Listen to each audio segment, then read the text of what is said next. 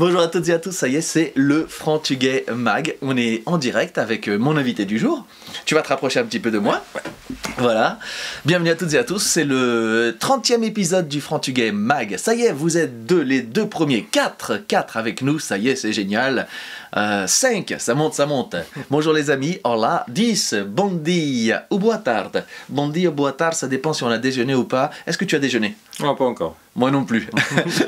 J'ai déjeuné après l'émission, ça y est, vous êtes 25 avec nous. Première chose à me dire, bon, voilà, n'hésitez pas à faire un petit coucou, bonjour, et surtout à nous dire si vous entendez bien, si vous nous voyez bien. Donc, on compte sur vous, ça y est, vous êtes 40. Nous sommes en direct des studios du Frantuguais Mag. C'est le 30e épisode de cette émission dont je suis de plus en plus content. Walter Pinheiro qui nous donne le top et qui nous dit bonjour de Montréal. Ouais, Bon, bah tu vois, ça commence bien. Bien. Donc, Ouais. première info, on va nous écouter à Montréal. Walter, quelle heure est-il à Montréal? Il y a un décalage horaire, il me semble. Ouais, je crois, non. Je sais pas exactement, mais je Donc, pense... Eux, c'est le matin. Ouais. Je crois que c'est ça. Hein. Antonio Carvalho qui nous dit hola, boa tarde. Donc, boa tarde, Antonio, il a déjà déjeuné. José Manuel Pereira, oui, on entend tout. Clara Dupont qui nous dit également que tout est parfait. Clara, qui est une de nos gagnantes du concours du Frantuguais Mag, qui a reçu son sac, son tote bag. Le concours aura lieu aussi tout à l'heure. Donc, vous avez été encore très nombreux. Vous êtes de plus en plus nombreux à jouer le mardi, c'est génial.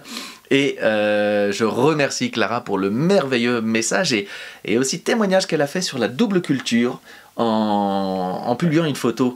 J'ai trouvé ça très intéressant, je l'ai partagé, j'ai même fait une copie parce que voilà, c'était une définition, une présentation de l'esprit frantuguais. C'est quoi être frantuguais? C'est quoi avoir la double culture que j'ai adoré. Rose Bourgeois, boa tarde Rouen, Albertine Martins, ça y est, vous êtes plus de 50 avec nous, c'est génial. Maria Chapas, hola! Ben, c'est moi qui te remercie, Clara. Donc, ce qui est génial, voilà, c'est la première fois que tu es invitée. Donc voilà, bienvenue dans ce merveilleux gigantesque studio. Les gens se rendent pas compte, mais c'est gigantesque, pas vrai? Ouais. La hauteur sous plafond est incroyable. Ça, on voit tout de suite que c'est un Parisien ou quelqu'un de la région parisienne. La hauteur sous plafond, c'est un truc qui revient très souvent. Sophie Marcelinho Pereira, olá, a vocês dois. Podemos falar em português? Podemos, o meu português é muito feio, mas podemos falar português. Eu acho que não há português feio ou não. O mais importante é não perder a língua. Eu também tenho sotaque. E continuar a perceber é o mais importante e transmitir da melhor forma que podemos. Sim, certeza. Seguro que sim. Donc vous avez un indice en plus. En tout cas, vous en avez même déjà 2 pour ceux qui sont le plus observateurs parmi vous. Oh, il y a Nilsson. Hola Nilsson, tudo bem? Nilsson, c'est un ami, un très bon ami humoriste, un copain humoriste, s'appelle Nilsson José. Si vous ne le connaissez pas, allez vous abonner à sa page Facebook. Il est juste génial. Alors, il faut qu'on organise un Frantuguais Mag pour raconter ton histoire parce qu'elle est merveilleuse. Nilsson vient, si je ne me trompe pas, d'Angola. Il est passé par Lisbonne, il a atterri en France et avec tout ça, il fait des spectacles. Et il est vachement drôle. C'est quelqu'un que j'adore et avec qui j'ai eu le plaisir de jouer. Estás a ver, está a escrever tudo bem, irmão? Ótimo, está tudo bem. C'est une de mes cousines, Virginie. Oh là, la cousine Virginie qui écoute. Salut Virginie. J'aime bien le nom. Elle avait 4 noms. Virginie de Freitas.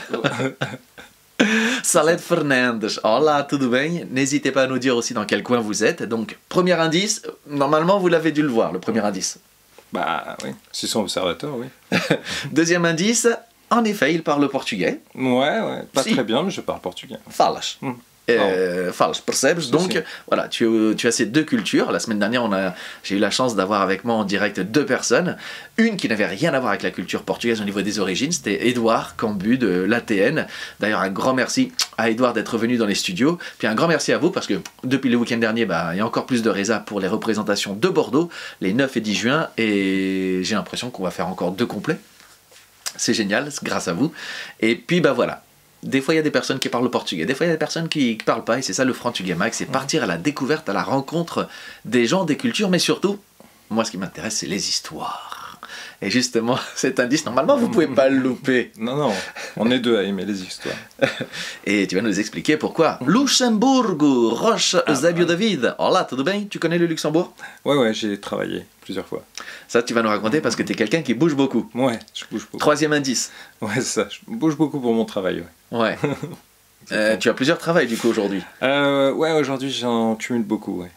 Mais toujours dans un troisième milieu indice. un peu artistique, quoi. Ah, alors, est-ce que vous allez deviner quel est le nom de mon invité? Moi, je pense, je suis même à peu près persuadé, parce qu'en fait, j'ai déjà parlé de toi et de ton dernier travail récent. Ah, alors peut-être. Et que j'ai adoré. Et bah, du coup, c'est aussi pour ça que j'en avais parlé à l'époque. Je me souviens, c'était mon premier week-end avec ma fille, et c'était ce que j'avais emmené avec moi pour lire quand elle faisait des siestes. Quatrième indice. Bon, là, s'il trouve pas, c'est que vraiment c'est difficile.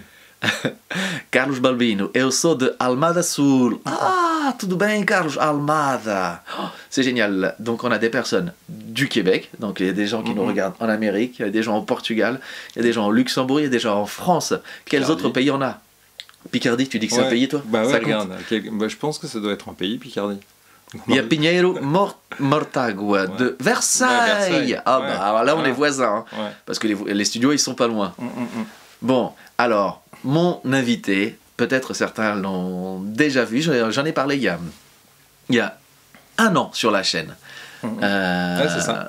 Ouais, il y a un an. On se connaît depuis à peu près 1 an et demi, du coup, puisque tu m'avais contacté un peu avant. Puisque du coup, j'avais eu le plaisir d'être parmi les tout premiers. Belgica, Helena Santos qui nous rejoint. Hola Louise Dias, tudo bem? Fontenay-sous-Bois, c'est pas loin. J'avais eu le plaisir, donc du coup il y a 1 an et demi, de découvrir qu'il y allait y avoir un livre qui allait sortir et qui allait raconter l'histoire, on va dire, de nos parents. Ouais, c'est ça, l'histoire de nos parents. Ouais, ça va. Donc parents portugais.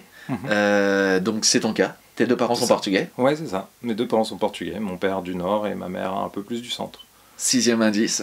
Tu es né en France. C'est ça, toujours bon. Je suis né en France. Dans quel coin? Vers Pontoise. Pontoise. Je suis même le né à 95. Pontoise même. Pontoise Ouais. même, à l'hôpital de Pontoise. Et moi j'ai étudié à Pontoise. Bah voilà. Voilà. Il y a encore une partie de la famille qui est à Éragny, Conflans. Ah bah voilà, je habite à Conflans maintenant. Ah bah allez donc. Mais en fait, on était fait pour se rencontrer. Bah voilà. J'ai vu qu'il y a pas Mulhouse, il y a Lausanne, Edith. il y a Luxembourg encore, il y a Bruxelles. Bruxelles, je connais bien aussi. Ah, mais justement, tu vas en parler. Ah. Bon, allez, sans plus attendre, j'ai eu le plaisir donc de rencontrer Olivier, de faire sa connaissance. C'est la première fois qu'on se voit vraiment, finalement. Ouais, en présentiel, comme on dit. Ouais. Eh, mais depuis le Covid, on a des mots. Ouais. Et ça fait classe de dire. Ça s'est passé comment vos trucs? Écoute, c'était présentiel, c'était pas mal. C'est ça, exactement, c'était pas mal. Bah, pour l'instant, c'est pas mal. Moi, du coup, bah, j'ai reçu par la poste le livre. Et le livre, en l'occurrence, c'était pas n'importe quel livre. Parce que c'était... Tiens, tu peux le prendre? Ouais. La BD, tu peux le soulever un peu. Les Portugais. Voilà. Je pense que vous devez être nombreux à l'avoir vu, passer, ou peut-être même, et j'en suis persuadé, acheté et lu. Si ce n'est pas le cas, si ce n'est pas encore fait, lisez-le, parce que c'est la bande dessinée depuis 1 an.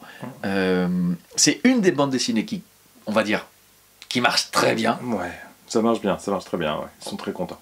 Voilà, on va dire que ça marche très bien. Et c'est la première bande dessinée sur l'histoire du Salto.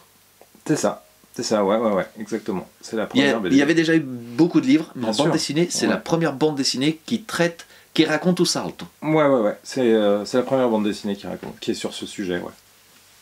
Bon, ouais, super. Bah ouais, bravo. Alors, déjà, donc regardez bien le titre. Tadam! Est-ce qu'il y en a qui l'ont vu ou qui l'ont? J'ai mis toutes les indications. Olivier Afonso, le nom de la bande dessinée Les Portugais. Facile à retenir. Facile à retenir le titre. Ouais, c'est facile à retenir, les Portugais. Et d'ailleurs, les gens s'en rappellent bien. Et je trouve que c'est un titre très intéressant parce que ça a beaucoup de signification. Surtout en France. Les gens qui ont connu l'immigration à ce moment-là, ça représente beaucoup de choses pour eux. Alors justement, je vais reprendre la bande dessinée et comme ça, toi, tu vas pouvoir en parler tranquillement. Mais d'abord, on va faire un peu connaissance. Je vous rappelle que, où que vous soyez, vous pouvez partager cette émission sur vos comptes, l'envoyer à vos amis pour qu'on soit de plus en plus nombreux. Juste encore une fois, il y a 15 jours, l'émission d'il y a 15 jours, elle a dépassé les 16 000 vues, c'est juste incroyable. Merci.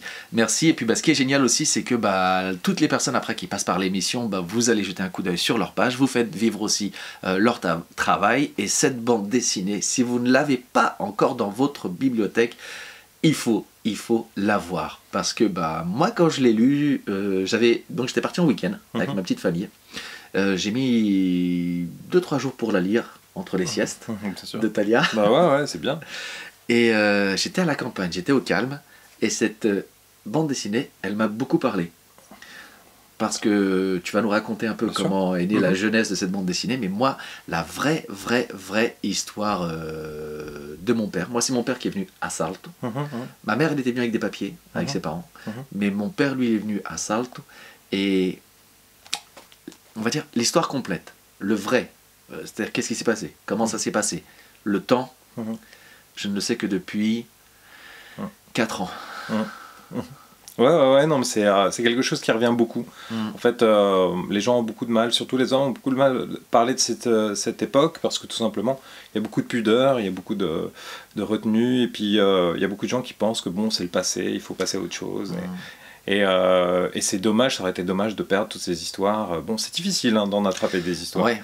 Moi, je pense que, par rapport à ce que tu dis, on en avait parlé juste avant quand on préparait l'émission. Je pense que c'est une période qu'il ne faut pas oublier. Non, il faut surtout pas oublier cette période, et surtout c'est important pour nos enfants, c'est important pour la période, c'est important pour tout. Moi, ce que je dis souvent, c'est que c'est clair que c'est l'histoire des Portugais, mais c'est aussi l'histoire de la France, l'histoire des Français. C'est une période et les gens la connaissent très peu, et c'est important de se rappeler, de se souvenir, et voilà quoi. Alors justement, voilà, maintenant vous savez tout. Olivier est l'auteur, donc puisque vous êtes mis à 4 mains. Ah ouais, alors c'est 3 mains. Alors moi je suis l'auteur, il y a Chico qui est pas du tout portugais et qui est français, et c'était très intéressant d'avoir un français dans l'équipe pour pouvoir justement poser des questions qu'on se pose pas forcément. Et il y a Émilie Rouge qui fait la couleur. Voilà, donc 6 mains. Ouais, ah oui, tu parles des histoires de mains. 1, 2, 3, 4, c'est 5, vrai, 6. Moi j'ai utilisé que ma main droite. Oui, c'est ça, voilà. 6 mains, ouais. Mais en même temps, tu ne fais pas que ce métier. C'est ta première bande dessinée, mais tu ne fais pas que ce métier. Ouais. Et quelque part, moi j'ai l'impression que le métier que tu fais a aussi nourri ce livre. Oui, complètement. C'est-à-dire que moi, en fait... Qui es-tu? Allons-y. Qui es-tu? D'où viens-tu? On sait que tu es né, tu as grandi à Pontoise dans le 9-5. Ouais. Raconte-nous un peu. Alors, j'ai grandi à Pontoise dans le 9-5. J'ai grandi, si j'en connais, dans une cité qui s'appelle Marcouville, d'abord dans la cité. Donc j'ai une histoire assez classique qui ressemble beaucoup à ton histoire, à mon histoire, aux histoires de plein de gens. C'est-à-dire que ma mère est arrivée avec des papiers, mon père a fait au Salto, ouais. Tu dis. Et comment dire, après ils se sont retrouvés, ils se sont mariés, ils m'ont eu, on a grandi dans cette cité. Moi j'ai grandi en découvrant à la fois la culture française, parce que moi je connaissais surtout la culture de mes parents, la langue de mes parents, donc j'ai appris. T'allais tous les étés au Portugal? Pas tous les étés, parce que c'était pour des raisons financières, ça coûtait cher, donc mais j'y allais, si on partait en vacances c'était au Portugal évidemment, parce qu'il y avait la famille, il y avait plein de choses, et puis je pense qu'il y avait aussi Saudade de mes parents qui voulaient profiter pour revoir le pays, etc. Donc évidemment, moi j'étais dans ma famille, j'étais essentiellement avec ma famille. C'est gentil, je lis en même temps. Ménalope aussi qui dit qu'elle a lu la bande dessinée et qu'elle a adoré, qu'elle a lu avec émotion. Merci beaucoup. Et donc tout ça en fait a fait que très vite, moi, ma mère, elle avait peur que je fasse des bêtises, donc je restais à la maison. Donc j'ai commencé à dessiner, j'ai commencé à peindre. Dans la cité, j'ai rencontré le père d'un copain qui lui faisait de la peinture, donc tout ça m'intéressait. Alors autour de moi, il n'y avait pas forcément beaucoup de gens qui peignaient, qui dessinaient, et puis on découvrait. Et moi, ma culture, elle vient de la télé, donc parce que c'était ma nourrice, beaucoup. Et après, je commençais à garder ma petite sœur, mes parents travaillaient beaucoup, comme beaucoup de gens qui vont écouter l'émission. On a un peu, entre guillemets, après chaque histoire est particulière, chaque histoire est différente, mais finalement, la communauté portugaise, dans une grande majorité, de par les origines et le trajet au Salto, qui a été pour beaucoup de gens à peu près la même histoire, mais avec des différences. Mais du coup, même derrière, ici, on avait à peu près la même vie. Parce que tout à l'heure, t'as dit, elle voulait pas que tu fasses des bêtises. Bah oui. Ah, mais moi, je bêtise, comme disait ma mère. Je bêtise. Mais c'était la hantise dès que je faisais ma bêtise un peu grave. Enfin, grave. Bon, dès que j'étais pas un bon élève, c'est cela. Para de faire bêtises. C'est ça. C'était quelque chose qui revenait. Rester calme, ne pas se faire remarquer. Et puis, c'est ça. ne pas déranger. Ouais. C'est-à-dire que quand même, quand j'allais voir des copains, je me rappelle de ma mère qui me disait « Non, mais va pas les voir, tu vas les déranger. » J'ai dit bah, Mais c'est ouais. le principe même d'aller voir des gens, c'est qu'il faut les déranger. Moi, un truc qui revenait souvent, c'était demander, même. Oui. Demander de l'aide Ouais, ou un service. ouais, C'était pas... C'était... Il y avait C'était beaucoup de difficile. pudeur à demander de l'aide et Ouais, des c'est services. ça. Et donc, pour rebondir sur le sujet, tu vois, donc c'était évident que quelque part, s'il y a déjà de la pudeur avec tout ça, la pudeur de raconter les histoires, En fait, voilà, moi j'ai commencé à m'y intéresser parce qu'évidemment, en même temps que je développais, donc j'ai fait des études d'art, j'étais à Alors voilà, raconte-nous. Olivier de T'avais la Saint, pas passion loin, de aussi. dessiner. Ouais. Le fait de dessiner, tu restais à la maison, tu faisais pas de bêtises. Ouais, voilà. Sauf que du coup, Bon, j'en faisais un ça petit t'a peu quand emmené- même, mais... ça t'a emmené vers Ben, ta voilà. passion, vers ton métier. Ouais, alors j'ai commencé par la peinture, le dessin, mais très vite je me suis rendu compte que c'était la sculpture qui m'intéressait et surtout le cinéma. Ma copine la télé. Donc j'ai commencé, bah voilà, je suis arrivé. Donc maintenant mon métier c'est maquilleur effets spéciaux. Je travaille Alors, dans le maquillage effets spéciaux. Si vous n'avez pas encore été voir le compte, puisque vous regardez le direct, mais si vous allez voir le compte, notamment Instagram, Ouais. de Olivier, vous allez voir ce qu'il fait, mais c'est juste un truc de fou. Et est-ce que tu peux nous rappeler sur quel grand film qu'on voit en ce moment sur l'écran tu as travaillé récemment? Astérix et Obélix, ouais, le dernier. On a travaillé sur Astérix et Obélix. Parce que je dis on, parce qu'on a une équipe. Et donc moi je suis plus superviseur, mais on est 3 responsables. Il y a beaucoup de gens derrière nous. Alors, sculpteur, tout ça, dis-nous-en un peu plus. Ça correspond à quoi? Moi j'ai vu, mais tu fais... Alors, en fait, moi, la plupart du temps, c'est-à-dire que là, par exemple, je cite Astérix Obélix, mais aussi on a travaillé sur Titane, qui était un autre film, on a travaillé sur les films de Quentin Dupieux. C'est-à-dire que notre principal travail, c'est de transformer les gens. On transforme les gens, on les vieillit, on les grossit, on fait des monstres, on fait des créatures, on fait des faux corps, des faux animaux. des prothèses. Voilà, des prothèses, tout ce qui est faux, mais qu'on peut toucher. C'est-à-dire qu'on est le et côté... qui est fait humain. Exactement, ouais. Principalement, notre spécialité, c'est l'humain. Est-ce que ça rentre dans le cadre des effets spéciaux? Bien sûr, c'est des effets spéciaux, mais en vrai, voilà. Ce qu'on peut filmer en vrai, ce qu'on peut toucher, C'est etc. tous les effets spéciaux, entre guillemets, faits à l'ancienne. C'est-à-dire Exactement. faits par des humains Ouais, et portés par des humains. c'est ça. Pour être filmé, la caméra filme des humains avec les effets spéciaux Avec et les non trucs. pas les retouches comme il y a de plus en plus C'est ça. sur maintenant avec le numérique. C'est ça, ouais. Et maintenant, en fin de compte, ce qui est intéressant, c'est que c'est une vieille tradition qui existe depuis très longtemps, mais avec les nouvelles technologies, on arrive à faire des choses assez performantes et on travaille de plus en plus en collaboration avec les effets numériques pour mixer les deux, parce qu'on s'est rendu compte que le mélange des deux, c'est ce qui fonctionnait le plus. Mais t'en parles avec passion, mais et ça fait combien de temps que tu fais ce métier? Oh bah je sais pas exactement, presque 20 ans 20 peut-être. ans. Ouais, 20 ans. Moi j'ai commencé sur le premier Astérix Obélix, mais je faisais T'étais du sur le costume. premier? Ouais. Mais je faisais du costume. Alors moi mon premier je l'ai adoré Ouais. parce que c'est la Ouais. voilà, je l'avais bien aimé. Mon préféré reste celui de Chabat. Bah oui, évidemment. Celui de Chabat est assez fou. Incroyable. Ouais. J'ai pas encore été voir celui de Canet là. Bah, Canet, moi, c'est un copain et, avec qui je travaille depuis très très très longtemps et je trouve que c'est un garçon hyper touchant, hyper sensible et Qui fait des très beaux films. qui fait des beaux films et qui bosse bien. C'est vrai qu'en ce moment, il s'en prend un peu dans la tronche, mais bon, c'est la règle du jeu. Dès qu'on est exposé, Voilà. moi, ce que je dis souvent, c'est que la différence entre ceux qui critiquent et les autres, bah, nous, on fait. Mais c'est ça. Donc il faut faire. mais c'est ça et c'est une petite parenthèse, Ouais. mais c'est vrai que enfin moi j'ai pas encore été voir le film, mais je vais aller le voir malgré tout ce qu'on peut entendre. Déjà parce que c'est Astérix et Obélix. Il a fait le pari de sortir un peu du cadre de la BD. Ouais. Donc ça c'est intéressant. Parce que sinon les BD je les ai toutes lues. Bah oui. Moi ça fait partie des bandes dessinées qui me faisaient rêver dès l'enfance. C'est mon frère qui l'avait eu et lui il a encore sa toute première BD, mais genre il avait 6-7 ans quand il l'a eu. Astérix et Obélix ça marque tout le monde. Moi j'ai allé le voir et maintenant que je sais qu'en plus ça travaille ici, j'ai regardé encore plus attentivement. Par exemple tu as maquillé, alors du coup comment on dit, maquillé, préparé? Bon, on dit maquillé, mais en fait sur ce film, on n'a pas fait que ça. Par exemple, sans spoiler, à l'image on voit Zlatan. Ah, Et pour toute tous les amateurs de foot, Zlatan il est dans un film. Son armure en fait de Romain, c'est nous qui l'avons fabriquée sur mesure parce qu'il a une démensuration assez particulière. Pour donner un exemple, moi je fais quand même 1m88. Ouais, j'ai dit juste Plus de avant 100 l'émission, kilos. en effet je confirme, tu es un beau bébé. Et en fait, son mollet c'est la taille de ma cuisse quoi. Donc c'est vrai, c'est pas une légende. Ah non, non. Zlatan est une montagne. Ah mais c'est un monstre. Et évidemment, il fallait fabriquer une armure sur mesure, et surtout, il fallait qu'elle soit molle, parce qu'il a des scènes d'action, il fallait pas qu'il se blesse et qu'il blesse les personnes, les cascadeurs. Mais c'est une machine, hein, c'est assez impressionnant. Voilà. Et du coup, cette passion, tu l'as fait depuis 20 ans. Ça a commencé à germer dans ta tête lorsque tu es enfant, quand tu as commencé à dessiner.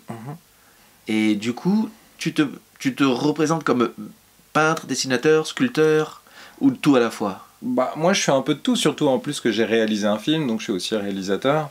Un petit réalisateur, mais malgré tout un réalisateur.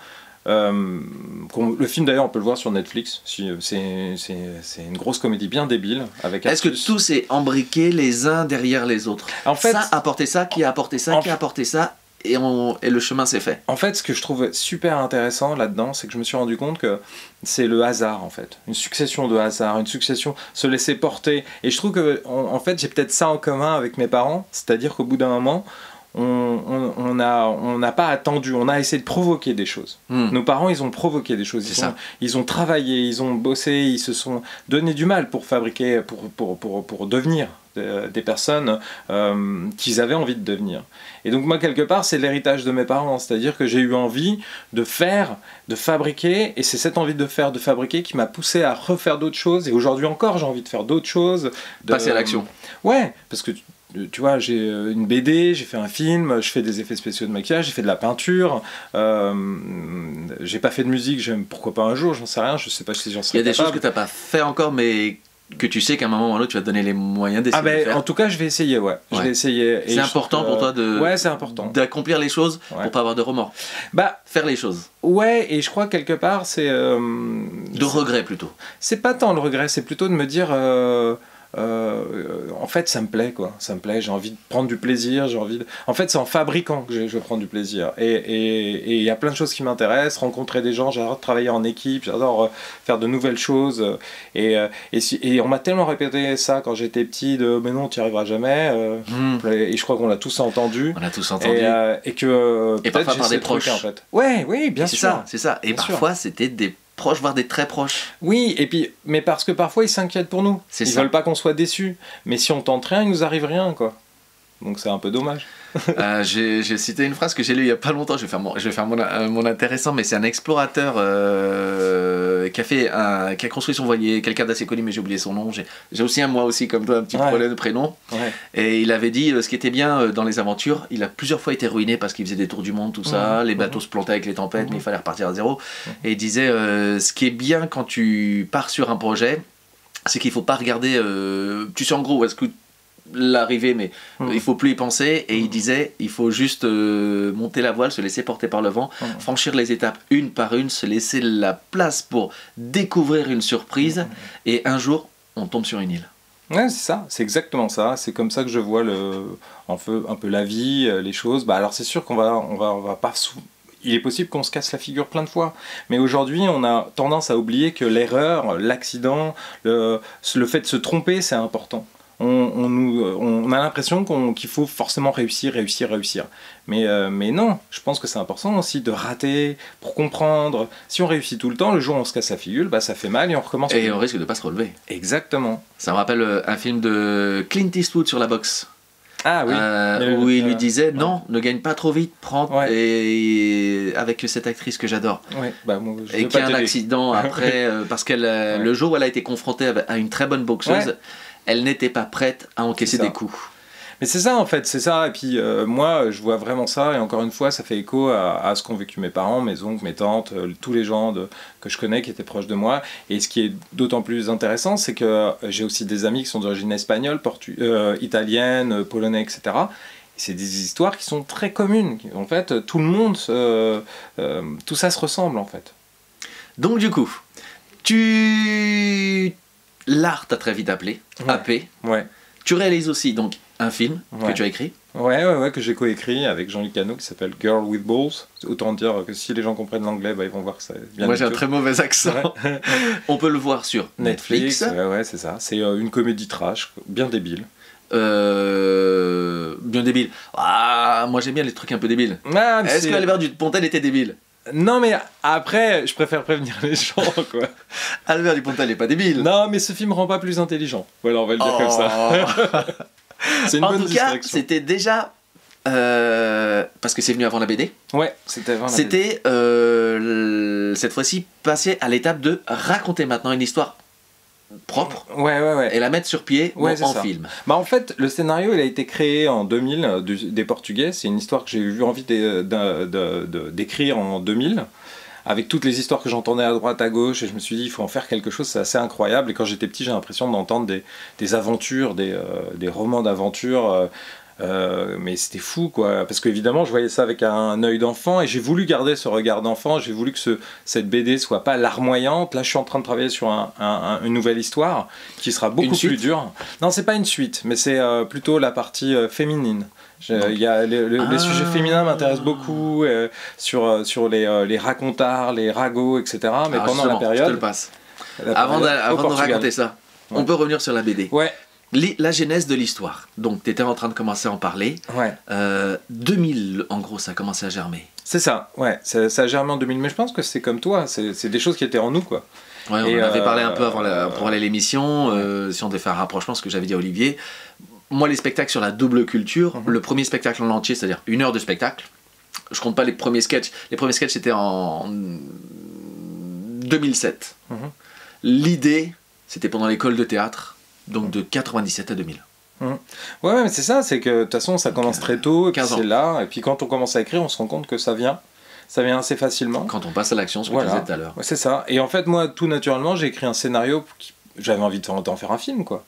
Donc j'ai écrit un scénario pour Les un Portugais film. à l'origine, c'était une idée d'en faire un film. Exactement. Et mon premier titre, c'était Dans la peau d'un maçon portugais. Ce truc-là, en fait, j'avais l'impression que quand les hommes arrivaient en France, on leur donnait ce métier comme si c'était une veste, comme si c'était un vêtement, et comme si c'était une double peau. C'est-à-dire que, on leur dit, toi, tu vas être ça. Et j'avais envie de raconter ça, et donc j'ai écrit un scénario, j'ai rencontré un producteur, Xavier Delmas, qui est un mec incroyable, extraordinaire, et qui a essayé de le monter. Il m'a dit, Olivier, désolé, mais ça sera un peu cher. Mais grâce à lui, j'ai rencontré Pascal Rabadet, qui est un dessinateur de bande dessinée qui est incroyable, un auteur incroyable. Donc du coup, on revient à ce que tu as dit tout à l'heure. Tu as fait une action pour aller vers le film. Exactement. Le film n'a pas marché. Voilà. Qu'à cela ne tienne. Ça m'a permis de rencontrer quelqu'un de l'univers de la BD. Voilà, je lui ai présenté l'histoire, il m'a dit super et tout. Et de là, après quelques années, pas mal d'années, j'ai rencontré Chico, qui est le dessinateur. Ici, son nom est là. Voilà, et je lui ai dit, mais parce que lui il dessinait, il fait du storyboard, et je lui ai dit, mais t'aimerais pas faire une BD un jour? Et on parle, et il me fait, bah si, et tout, mais il dessinait pour des revues. Et à un moment, je lui ai dit, mais attends, tu sais quoi, j'ai une histoire, peut-être ça peut t'intéresser. Il a lu, il a adoré, il a dit, bah vas-y, on se lance. On s'est lancé, on a monté un dossier. En quelle année? C'était, oh là, je sais plus, je suis perdu là. On est en 2023, c'était en 2021. 2021. Ouais, et donc on a monté un dossier, je l'ai présenté à Pascal Rabatet, justement, qui m'a dit, mais je connais l'éditeur qu'il vous faut, Laurent Muller, aux arènes. Laurent l'a eu, tout de suite il nous a appelé, il nous a signé, 1 an après la BD existait. Et c'est là que je l'ai reçu. Voilà. Je l'ai lu. En février. J'ai adoré. L'année dernière. Bah, super, merci beaucoup. Et du coup, 1 an après, je suis super heureux de t'accueillir au Portugais Mag pour nous en parler. Eh bien, merci beaucoup. Et voilà. Et je voyais souvent passer la question d'où est-ce qu'on peut la trouver, mais on la trouve partout. Partout. Il suffit de taper sur le net, la chercher, on la trouve, on peut la commander. On peut la commander même chez son libraire, c'est bien d'aller chez les librairies. C'est très très bien. Ouais. J'en ai parlé à chaque fois avec les auteurs qui viennent, dans la mesure du possible. Dans la mesure du possible, on peut le dire. Les livres se trouvent partout sur internet, etc. Ok, mais dans la mesure du possible, c'est bien, c'est bien d'aller dans les librairies pour faire vivre les libraires, et en plus il y aura toujours un contact humain que vous aurez. Bien sûr, ouais. Et qui sait, c'est peut-être ça aussi qui va vous orienter vers tel ou tel autre livre. Bien sûr. Et c'est ça qui est intéressant parce qu'il en existe, il y a Portugal de Cédric Pedrosa dont tout le monde parle, sur la nostalgie, qui est un super ouvrage.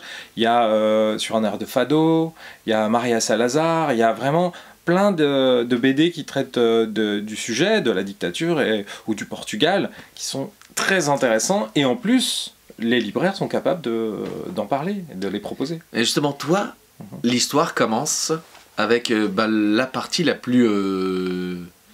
la plus... Celle dont... Voilà, moi, il m'a fallu 4 ans pour que mon père me raconte vraiment.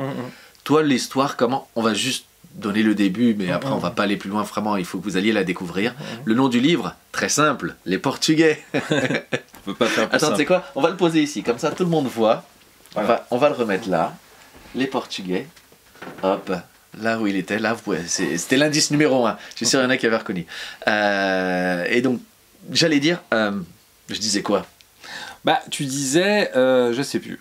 Ah oui, toi, l'histoire, sans spoiler, tout ça, vraiment, ouais. il faut découvrir, mais ben voilà, comme tu es quelqu'un qui est très manuel, sans faire de mauvais jeu de mots, hein, mais voilà. Ouais. C'est l'héritage, je crois.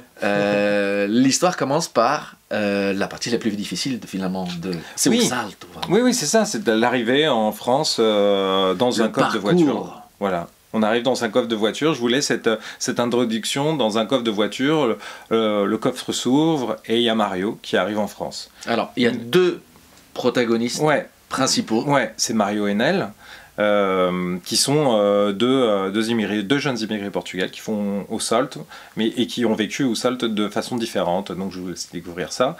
Et cette introduction, moi je l'aime bien parce que l'ouverture du coffre, la sortie du coffre, c'est comme une naissance. Et le petit clin d'œil, c'est qu'en fait le dessinateur, le passeur c'est moi, en fait, mais en beaucoup plus vieux et en beaucoup plus vilain, j'espère, qui est le conducteur. Et j'aimais bien ce symbole, en fin de compte. C'est une boucle, mais vous comprendrez pourquoi c'est une boucle à la fin de l'histoire. Alors, voilà, on va pas en dire un peu plus, je trouve que là on a vraiment dit beaucoup de choses. Et moi j'avais été surpris du coup, que vraiment on attaque par ça. Parce que pour une bande dessinée, moi je m'attendais à ce que ce soit... on a souvent l'impression que la bande dessinée c'est un univers beaucoup plus léger. Et en fait on commence par la partie la plus difficile. Et c'est vrai qu'au travers des deux protagonistes, on va voir aussi deux points de vue. De ce que c'est Usalto, de ce que c'est l'arrivée en France, les motivations de chacun. Bien sûr, ouais. Et c'est ça qui est intéressant parce que même si on revient à ça, on a un tronc commun d'histoire commune de la vie de nos parents et de la nôtre, mais après à l'intérieur de ça, chacun avait des objectifs, des idées, des envies, des rêves différents. Bien sûr, clairement. Et c'est ça que montre aussi l'histoire avec deux personnages qui au fond font le Salto, mais chacun pour des raisons propres et des rêves propres. Complètement, ouais. Et c'est vrai que, bon, Mario, le personnage principal, il est clairement inspiré de mon père, de son attitude, de sa façon d'être, se comporter. Et Nel, c'est à la fois beaucoup de gens que je connais, mais aussi moi, un peu de moi, qui est les questions que je me suis posées. Pourquoi mon père n'a pas pris plutôt une direction de voyou? Pourquoi mon père a fait ces choix-là? Pourquoi mon père était plus comme ci? Et donc c'est une façon déguisée de poser aussi les questions. Et poser aussi au lecteur. Alors, il y a Maria qui demande, c'est le premier numéro ou il y a d'autres numéros s'il vous plaît. Donc, comme tu venais de le dire, c'est ta première BD. Ouais. Tu prépares une autre BD, cette fois-ci avec le point de vue féminin, davantage. Parce que après, c'est vrai que, voilà, les deux protagonistes sont masculins. C'est ça. Et il y a un protagoniste féminin qui m'est inspiré par ma mère, mais qui est beaucoup qui est moins présent, mais qui l'est quand même. Mais c'est marrant parce que moi, quand j'avais écrit le tout premier spectacle, Hola, j'ai très peu parlé de ma mère dans la première version. J'ai eu beaucoup plus de mal, moi, à parler de ma mère. Je suis resté beaucoup plus pudique vis-à-vis de ma mère que vis-à-vis de mon père. Mais en fait, là, c'est parce que le sujet s'y prêtait beaucoup. Moi, j'aime beaucoup les personnages féminins. Moi, j'écris beaucoup pour des personnages féminins. Et dans le scénario, le personnage féminin était très développé. Mais là, comme dans une BD, il faut faire des choix. Faire des choix, c'est renoncer aussi. Et donc, je me suis concentré sur les personnages masculins. Et c'est pour ça que... Alors, tu savais déjà qu'à un moment... il y aurait le point de vue féminin qui reviendrait dans une autre BD? Oui, en fait, non pas vraiment. En fait, ce qui s'est passé, pour faire simple, pour répondre à la personne, c'est-à-dire que c'est le seul numéro, parce pour nous, c'était important que ça soit un one-shot, ce qu'on appelle un one-shot, c'est-à-dire que le public allait acheter un livre et il n'attend pas de suite. Parce que souvent, c'est une frustration d'attendre des suites, etc. Si le livre est bien, on est content d'en avoir une, parce qu'on se dit « Ah, c'est bien d'avoir une suite !» Mais là, au moins, l'histoire commence, l'histoire se termine, on a la BD. Et elle existe, cette histoire. Là, aujourd'hui, en fait, j'avais pas l'intention de le faire, encore une fois, c'est le hasard. J'ai rencontré des gens. J'ai rencontré mon éditrice au Portugal, parce que la BD aussi existe en portugais. Elle est sortie il y a pas longtemps. Et donc, exclusivité, je ne l'avais pas. Avant de te laisser poursuivre. Voilà. Regardez, le livre, la bande dessinée. En portugais. Voilà. Celle-là, on peut la trouver au Portugal, partout aussi. Et Donc on peut ça la veut dire qu'on commander. peut aussi déjà la commander pour la bien lire sûr. aussi bien en français Bien qu'en sûr, portugais. qu'en portugais, ouais. Parce que moi, c'est quelque chose aussi que je commence à transmettre déjà à ma fille. Ouais. On lui lit des histoires, on lui achète des histoires Mm, mm. en français, mais on commence à trouver maintenant de plus en plus de livres en Bien sûr, portugais. bien sûr. Et du coup, je sais que ce livre-là, Ouais. après avoir lu le premier, Ouais. c'est clair qu'à un moment, je lui dirai aussi, quand elle sera en âge, t'as lu celui-là, maintenant lis-le en portugais. Ouais, c'est sûr.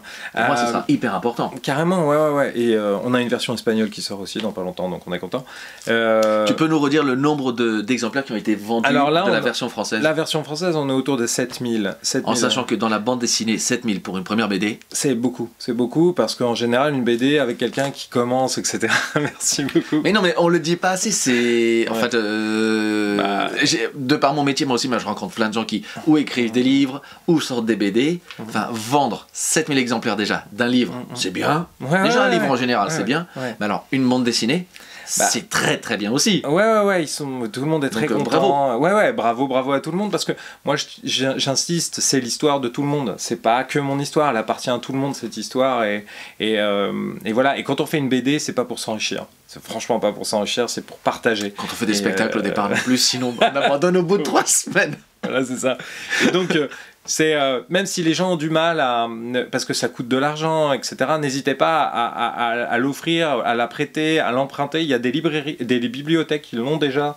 Il faut pas hésiter à partager, quoi. J'ai vu justement cette semaine passer sur la page Facebook de l'association Les Portugais de Faisin, la CPF Portugais de Faisin, qui ont monté dans leurs locaux une bibliothèque. Ouais, génial. Et j'ai vu que dans la bibliothèque, il y a Bah voilà. les Portugais. Donc maintenant, il faudra rajouter la version portugaise. Voilà, la version portugaise. On peut la trouver donc sur internet ou la Ouais. commander au Portugal directement Ouais. dans toutes les bonnes librairies. Voilà. Et donc pour continuer par rapport à l'envie de raconter une autre histoire, encore une fois, comme je te disais, c'est le hasard. Et en fait, j'ai rencontré beaucoup de gens, en fin de compte, beaucoup de femmes aussi qui me disaient « Ah, c'est dommage qu'on n'ait pas le point de vue féminin » et qui ont commencé à me raconter des histoires. Et je me suis dit, on m'a emmené encore plein d'histoires. Et je me suis dit, mais c'est fou. Et puis moi, tu sais, quand j'étais petit, il y a un truc que j'entendais souvent parler, c'était les bruges. Oh. Mais ça, c'est fascinant. Ça C'est te génial. fascine. Mais c'est génial. Mais ça, c'est typiquement du Nord. Attends, Ouais. mais c'est vrai, tes parents sont de où? Quelle région Alors, au Portugal? Mon père est de Monção, Monção. et ma mère est de Felgueiras, à côté de Porto. Folgueira, je connais pas. Ouais, c'est à côté de Je Porto. connais Porto, mais Ouais, Folgueira, ouais. je connais pas. C'est pas Monção, ouais, j'y suis passé. Ouais. Et moi, j'aime beaucoup Monção. J'aime beaucoup Felgueiras aussi, mais c'est plus une ville où il y a tu sais, des boîtes qui font des chaussures, etc. C'est très joli, hein, c'est super beau. Mais Monção, on est un peu Monção, plus dans c'est- le typique. Ouais, dans il y a du l'original, dans le vert, tu profond. sais, il y a un côté château, il y a tout ça, il y a un truc qui me plaisait beaucoup là-dedans, dans tout ça. Et en fait, ça me parle plus, quoi. Ouais. Et puis de l'autre côté, tu regardes, C'est c'est pareil, moi l'Espagne. j'adore mais ouais. Tu te dis, En fait, putain. mais on en parlait juste avant Ouais. l'émission. On est Ouais. quelque part, mais c'est même pas historique. On est. Heureusement que maintenant il y a l'autoroute. Ouais, c'est Heureusement, clair. parce que Ouais. quand il n'y avait pas l'autoroute, c'était une galère hein, Ouais, pour ouais. aller à Porto ou pour aller ailleurs. Mais du coup, on avait plus de liens rapides avec Ouais. tout ce qui était Espagne Espagnol. Ouais. qu'avec l'intérieur même le reste du Portugal. Mais oui, c'est ça. Et tout à l'heure, j'ai vu quelqu'un dire, quand on parlait d'Astérix Obélix, que José Garcia était super. Et moi, j'ai discuté beaucoup avec José et il me disait que lui, il se sentait galicien. Mais Mais quand, oui. quand il parle portugais facilement, mais c'est un portugais avec un accent espagnol, mais c'est un galicien, quoi. Donc il y a cette histoire commune aussi. On est les meilleurs frères ennemis du monde, moi je dis souvent. Ouais, oui, c'est vrai. Mais de toute façon, Manson, il disait qu'ils se sont fait la guerre plein de fois. Il y a même une histoire avec une femme qui... enfin, il y a tout un truc... ouais, ça serait intéressant si les gens vont à Manson qui découvrent ça, parce que c'est hyper intéressant. En fait, c'est très riche. Le Portugal est très, très riche. Très. On connaît que la plage, et c'est ce dont on parle le plus. Les touristes connaissent que ça. Mais s'ils s'intéressaient au nord, s'ils s'intéressaient au parc naturel, s'ils s'intéressaient au Trás dos Montes, tout ça, ils verraient que c'est incroyable tout ce qui existe. Je suis d'accord. Je suis en train de préparer une petite vidéo, je spoil un peu, les 10 choses à faire impérativement au Portugal, au moins une fois dans ta vie. Et j'ai cherché les trucs que personne ne recommande. Que aucun site touristique ne recommande. Et que même pas les Portugais disent « Ah, tu sais, quand t'arrives quelque part, tu dis « Ah, tu vas à Lisbonne, faut que tu fasses ça, ça. » Voilà, j'ai préparé 10 choses. Et du coup, je me suis dit « Putain, j'ai galéré à en trouver 2-3. » Et en fait, il y en a tout plein. Et il y a des trucs juste de ouf. Et qu'on peut faire qui coûtent rien, mais juste ça enrichit énormément. Et ça fait découvrir l'éventail, Ouais. l'éventail, voilà, l'éventail, ça moi en tout cas ça a été le cas. J'ai vu mais juste un truc, il y a un barrage, mais limite il aurait pu servir de décor pour le Seigneur des Anneaux. Ouais, mais je vois très bien en plus les images dont tu parles. Mais regarde, c'est un truc de fou. Tout le monde connaît la librairie là, qui a servi pour Harry Potter, tu vois, à Porto. Mais oui, mais il y a des choses équivalentes, mais partout. Parce que en fait, il y a eu ce souci en fait de préserver, ce souci de tradition, etc. Des fois, ça a pas forcément du bon, mais là, ça a du bon. Je suis d'accord. Voilà. Alors justement, comme tu parles de la librairie Lello, Ouais. mais on va pouvoir trouver du coup Alors je sais pas parce que Lello. j'avoue que j'ai pas posé la question. Mais moi j'ai fait une vidéo, un reportage à la librairie Bertrand à Lisbonne, qui est la plus ancienne en activité du monde. Donc le tremblement de terre c'était en 1755 ou 85. Donc c'était quelques temps avant. Elle a été détruite pendant le tremblement de terre, mais du coup ils ont continué à la mener en activité pendant la reconstruction. Et du coup ce sera juste ça va être une fierté énorme quand... Ah bah moi de toute façon c'est une fierté que ça existe parce que moi le but c'est que ça existe, que ça reste, parce que te retrouver dans une librairie parmi les plus grandes librairies, mais surtout sur ce sujet quelque part. Surtout sur ce sujet, parce que j'ai plein d'autres sujets. Ça nous touche à chaque fois, mais ça nous touche. Mais parce que quelque part, c'est un héritage. Voilà. Et parfois, il y a des gens qui me disent, il y a plein de gens. Alors, c'est le plus souvent, on me dit, c'est mon histoire, c'est l'histoire de mes parents, ça raconte. Moi, je trouve ça génial parce que très bien. Moi, je suis très content. Mais il y a aussi des gens qui me disent, c'est pas du tout ce qu'ont vécu mes parents, c'est pas du tout mon histoire. Mais tant mieux, parce que ça veut dire que racontez-nous alors dans ces cas-là ce qu'ils ont vécu. Et je dis c'est ce qu'on disait juste avant l'émission. Faut pas qu'on oublie. En tout cas, moi, je trouve c'est à ça que servent les livres. Ça servent les films, dans une autre mesure aussi les spectacles, même si les spectacles, il y a une dimension éphémère. Ça se vit sur le moment, mais après, voilà. Mais si c'est bien fait, ça reste dans l'esprit. Bien sûr. Mais c'est une période, c'est des histoires qu'il faut pas oublier, qu'il faut maintenir. Oui, c'est sûr. Après, les spectacles, t'as aussi les vidéos, heureusement. On a Ce les qui vidéos. fait que ça reste aussi. Mais je pense qu'un jour, tu vas écrire un livre ou un truc comme ça. Eu já não digo nada. Voilà. Mais c'est logique. Chaque chose, comme tu dis, arrive moi, je pense que chaque chose doit arriver au bon moment. Bien sûr. Puis, t'as aussi des enfants. Qui arrivent bientôt. Mais ma vie, elle est en train de changer. Olivier, algumas palavras em português. Le livre en portugais, du coup, c'est exactement la même histoire. Là, moi, je sais. La capa, elle a un peu changé. Regardez. Si. On va aller. Tu peux prendre celui-là? Bien sûr. Alors, la version française. Version française, déjà 7000 exemplaires vendus. Version portugaise disponible à partir de quand? Ah, ça y est, elle est dispo. Elle est dispo partout, etc. Donc, vous pouvez vous procurer ou l'un ou l'autre, ou os dois. Les deux. Mais comme ça, parce que moi je repense à chaque fois à tous les cours de portugais, il y a de plus en plus de gens qui rentrent en contact avec moi pour me demander quand par exemple les auteurs que j'ai reçus aussi qui écrivaient en français en priorité, parce que on vit en France, c'est quand même de la priorité. Moi, je sais plus. Là on a la chance d'avoir en fait maintenant au bout d'un an, ce qui est assez rapide, le livre, la bande dessinée dans les deux versions. Donc pareil pour les associations, si vous avez des associations, mais n'hésitez pas à leur en parler, c'est impératif de les avoir dans les rayons. C'est donc facile de se les procurer sur internet. Les Portugais où je l'ai portugais. Alors ça y est. Pourquoi avoir par exemple pas fait la question que portugaise. J'allais le faire.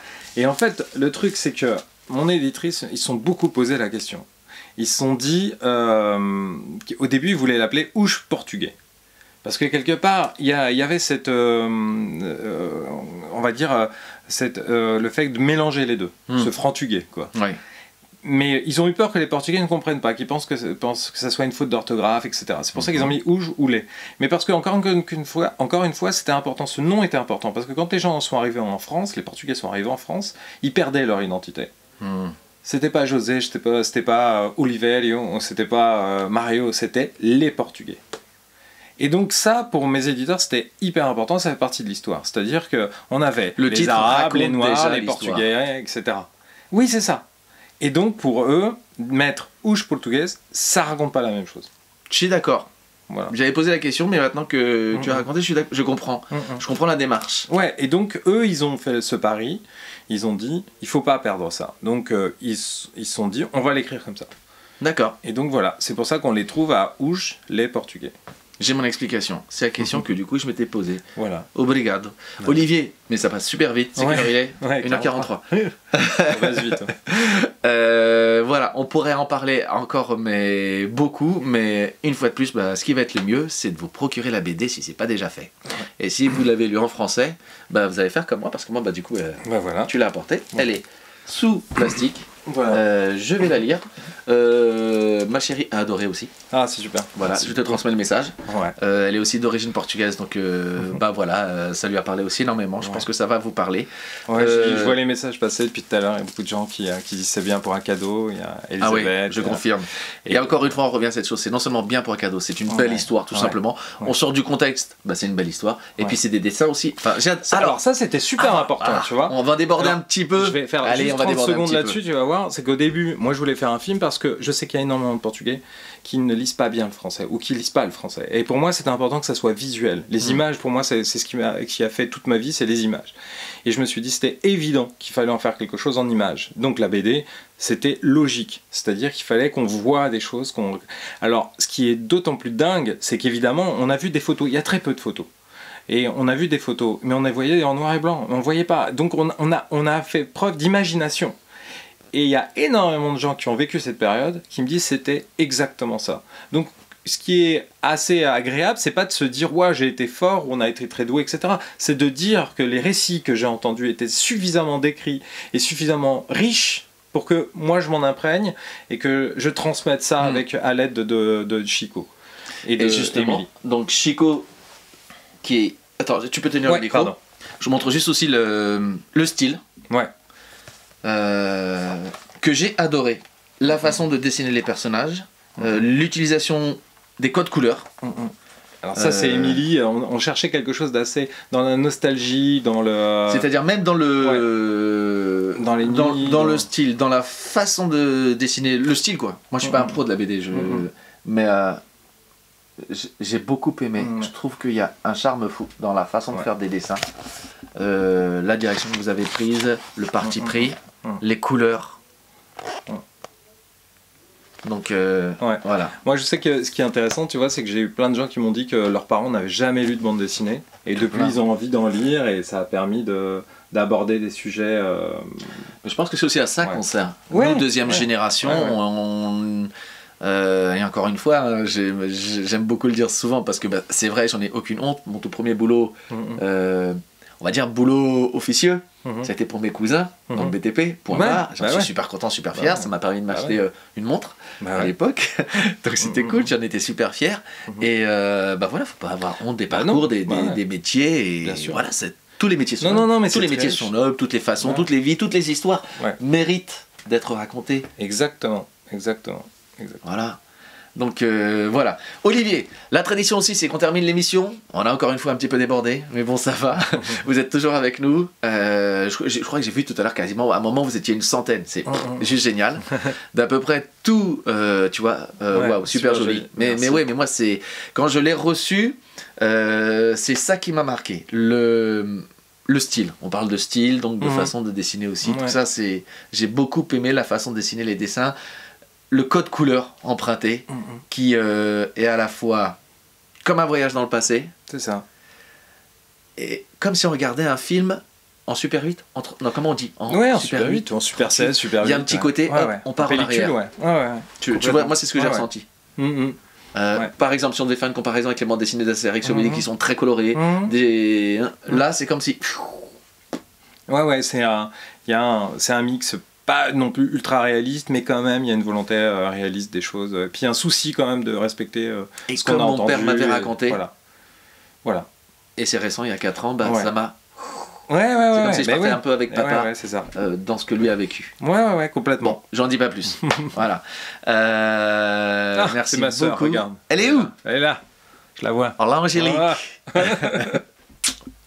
Angélique, ton frère va faire gagner quelqu'un, puisque c'est aussi la tradition. Le mardi, il y a une photo. C'est la photo concours. La photo concours de mardi, c'était Os lenços de namorados. Et oui, c'était la bonne réponse. Cette merveilleuse tradition que j'adore.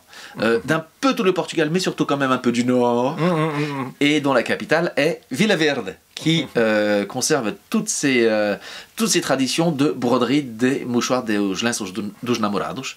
C'était la Saint-Valentin. C'était une belle journée, je me suis dit tiens, on va faire le concours là-dessus. Donc voilà.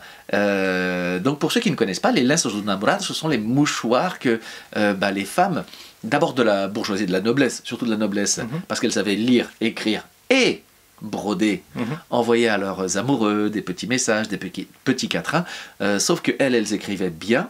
Au fur et à mesure, cette mode, cette tendance s'est aussi répandue dans les femmes du peuple, toutes les femmes, qui se sont mis à écrire aussi, à envoyer des petits messages, sauf qu'elles n'avaient pas d'éducation, ou alors très peu, et donc elles se sont mises ou à recopier les messages, donc au fil du temps, à faire des erreurs, des fautes ou des oublis de mots, de lettres, ou bien alors à écrire, comme c'est le cas dans le Nord, phonétiquement, c'est-à-dire comme elles parlent. Ouais, mais c'est assez joli dans le fond. Ça va ? Ouais, ça va bien. Ça va bien. Ça va bien. Donc, le V devenait des B et on obtient ces merveilleux poèmes dont moi je suis mais complètement croque. J'adore ça, je trouve ça hyper romantique. Bai, carta flige, buando nas asas passarinho, quando lires o meu amor, dá-le abraço e beijinho. Beijinho, t'as vu? Beijinho. Bref, c'est une tradition que j'adore et qu'il faut conserver. C'est hyper donc, bien. Bravo Vila Verde de continuer. Et vous avez été mais des centaines. Je crois qu'il y a On 200. me demande où la trouver à Bruxelles. Et ben à Bruxelles, dans le quartier portugais, vous la trouvez dans les librairies sans problème. Bruxelles. Rendez-vous à Bruxelles bientôt déjà pour jouer le spectacle. Et aussi en direct pour un Frantic Gay Mag parce que est-ce que tu sais que qui c'est qui a dit Bruxelles? Gênes. Gênes. Est-ce que tu sais qu'il si je ne me trompe pas, d'après mes recherches, il y a uma calçada portuguesa à Bruxelles? Bah oui, mais attends, mais... Já lá estiveste? Bah, je crois que c'est justement où... c'est pas loin de la librairie, justement. C'est pas loin? Ouais.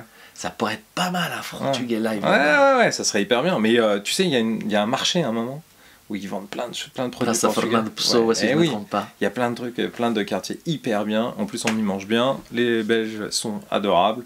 Voilà, je sais que pour ceux qui aiment, il y a des bonnes bières. Ah bah alors là, la bière, tu vas tranquille. En tout cas, voilà, rendez-vous à Bruxelles très bientôt. Maintenant, c'est à toi de faire gagner quelqu'un qui va gagner le tote bag, ici présent. Hop. Donc voilà, on va voir. Tu es à sélectionner un petit ticket. Tu l'ouvres.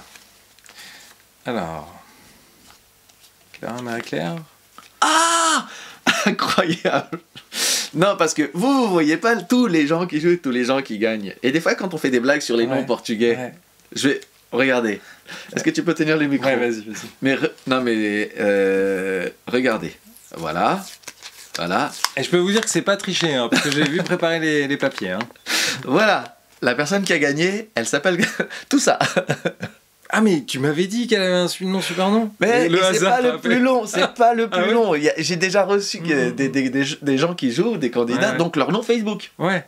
Ah d'accord. C'est-à-dire quand tu les cherches sur Facebook, bah voilà, faut taper tout ça.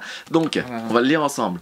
Clara, Marie-Claire, Couto, et pardon pour la prononciation. Waldschutz. Toi tu dirais Waldschutz? Ouais. Ou pas Wild ou Wild? Ah, je sais pas, moi je dirais Waldschutz. Je trouve ça cool de dire Waldschutz. Waldschutz. Ou soit Wildschutz. Voilà. Clara, on va dire Clara. Clara, tu es notre gagnante du jour. Ouais. Olivier t'a permis de gagner le tote bag Frantuguais. Voilà. Donc n'hésite pas à me contacter en message privé pour me l'envoyer. Encore une fois, Olivier. Bah merci beaucoup. Je récupère le micro. Muito obrigado. Muito obrigado. E parabéns. Surtout parce que voilà, c'est un succès. Voilà. 7000 exemplaires, c'est pas fini en un an. Ouais. Et la version portugaise, je sais pas pourquoi, mais je sens aussi qu'elle va me servir de cadeau. Eh ben, tu sais quoi, parce que visiblement, ce que m'a dit mon éditrice, c'est que ça marche très très bien aussi. On se donne rendez-vous dans un an? Bah, avec grand plaisir. Ou peut-être avant. Vous avez été plusieurs à me demander et à m'en parler. On va voir si c'est possible, mais je vais peut-être réaliser un Frantuguais mag, toujours en direct, mais en soirée. Et moi, comme je suis quand même avant tout un homme de théâtre, dans un théâtre. Génial. Avec un maximum de gens qui ont participé à tous les Frantuguais. Donc vous êtes déjà 26, 25, 26. et louer une salle, faire un direct live en soirée dans un théâtre avec du public en live et où on reverrait tout le monde, où on verrait des performances, tout ça en direct. Génial, super, Ça super pourrait être bonne pas idée. mal. Bah ouais, ce serait une super idée. Bon, bref.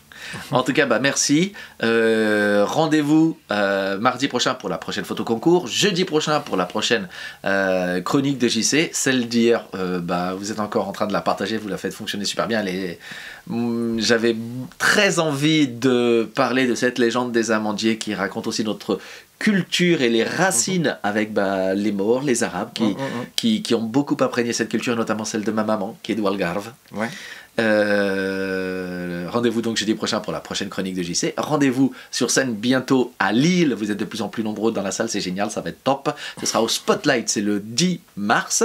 Ensuite, je fais une petite pause le temps que BB2 arrive. Bah ouais. Voilà, C'est petite. Mais on se retrouve aussi après à Toulouse, c'est le 3 juin. Il reste plus beaucoup de place, dépêchez-vous de réserver. Talence, juste à côté de Bordeaux, les 9 et 10. Et on vient de signer encore cette semaine, il y a 5-6 dates nouvelles qui arrivent encore. Donc merci d'être de plus en plus nombreux au spectacle, merci d'être de plus en plus nombreux à suivre l'émission, merci